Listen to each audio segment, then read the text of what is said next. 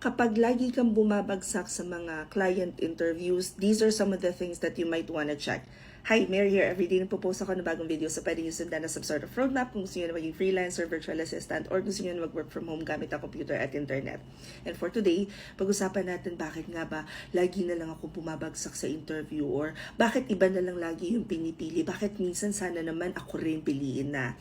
Or alam mo yung 2 years ka na naghahanap ng client pero hindi ka pa rin makaland and you're kind of doubting na kung para sa'yo ba yan. Kagaya ni Lou, sabi niya, been attending DC for a year now and lagi daw siyang bagsak. Tiya siya sa BPO, which ako nakaka-relate ako kasi nag-team lead din ako sa BPO. And isa pang factor para sa akin ay hindi ako ganun kagaling mag-English. Marami akong grammar lapses. So lagi akong may doubt sa sarili ko na, oh my God, grammar ko yun, English ko yun. Pero, I discovered na may mga bagay pala na I think makakatulong para mas makuha natin yung loob ng mga clients natin. Unang-una sa lahat, kailangan prepared ka. You wanna ensure that you thoroughly research yung needs ng client's business. You want to be there for them. You want to be able to present yourself as a solution dun sa problem nila. I-review mo yung portfolio mo, ano ba yung mga relevant experiences mo na you wanna highlight, mga skills, expertise. Halimbawa, kung team lead ka, ibig sabihin may management skills ka. You also wanna practice interview questions, prepare examples. Kung hindi nyo pa alam, meron tayong mga practice interview questions, commonly asked questions as a freelancer sa Facebook page ko. So, check nyo na lang doon sa featured. One factor, as I mentioned earlier, since hindi nga ako magaling mag-English, would be poor communication skills. Pero, keep in mind, it's not always about the grammar. Never about the grammar. It's more of the delivery. Kasi, you wanna practice, una sa lahat, active listening. Kasi ang problema, minsan, sa sobrang excited na natin sa interview, hindi na natin pinapakinggan yung question. Like, tuloy-tuloy na lang tayo ng kwento tungkol sa sarili natin. Hindi natin namamalayan. 5 minutes na yung lumilipas. And we just talk about ourselves. No. Kailangan, you ask clients yung questions and you wanna make them feel that you're really interested in hearing kung ano nga ba yung problema sa negosyo nila at saan mo sila matutulungan.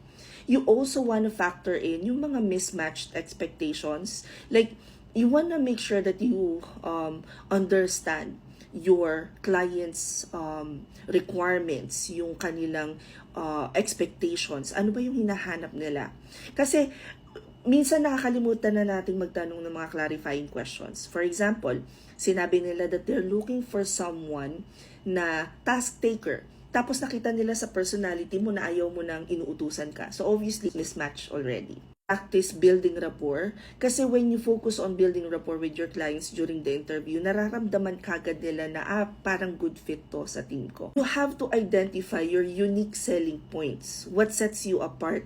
Halimbawa, 10 kayo na marunong ng social media management, pero ikaw, nag-handle ka ng healthcare account. So, that means may idea ka sa kung ano yung healthcare industry. Isa pang madalas kong napapansin kapag nagsiset ng interview is na-overlook natin yung pangangailangan ng kliyente. And when I say overlooking clients' needs, you wanna ensure na yung proposal mo is tailor-fit dun sa hinahanap nila.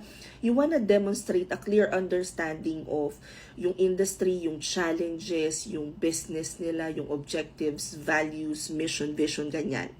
So, i-check mo yon. Kung kaya mo i-research yung website nila, do your due diligence. And one last thing that's very, very important, follow up. Kasi, when there's inadequate follow-up, like, for example lang, after each discovery call, you send, thank you. Hey, thank you for meeting with me today. It's been a pleasure getting to know more about your business.